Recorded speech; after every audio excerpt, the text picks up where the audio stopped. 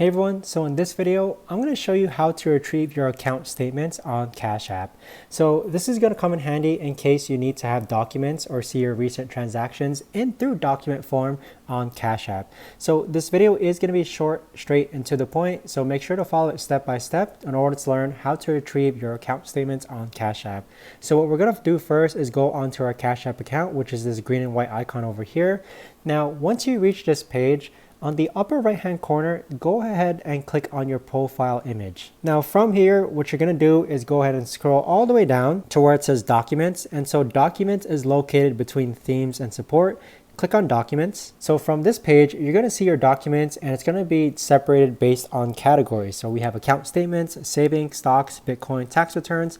Click on account statements. Now on this page, you're going to see your account statements separated by month and year. So if we click on September, from this page, you're going to see your September account statement. So that is actually how to go ahead and retrieve your account statements from Cash App. If you know of a better or easier way to actually do this, let me know in the comments down below. I would love to know. Thanks so much for watching, and I'll see you guys all in the next video.